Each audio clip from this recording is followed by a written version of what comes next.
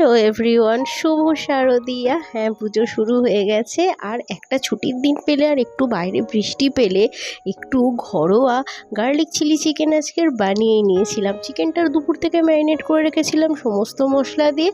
তারপর এগ, চালের গুঁড়ো আর কর্নফ্লাওয়ার দিয়ে ভালো করে সুন্দর করে মেখে নিলাম। মেখে নিয়ে একটু চিংসে চাইনিজ মশলা আর হাতটা ধুয়ে ভালো করে একটুখানি মাখিয়ে নিলাম। তারপরে একটু রেখে দিয়ে তেল গরম হতেই জাস্ট একটা একটা করে ভেজে নিলাম।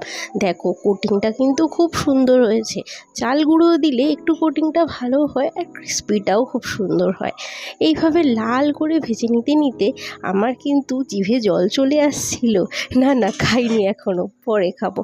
হ্যাঁ, ভালো করে ভেজে নিয়ে একটা পেপার টাওয়াল পেতে প্লেটিং করে নিলাম। প্লেটিং করে নিতে দেখো তোমরা খুব সুন্দর একটা হালকা কোটিং হয়েছে। একটা ভেঙেও আমি দেখালাম। এবারে দেখো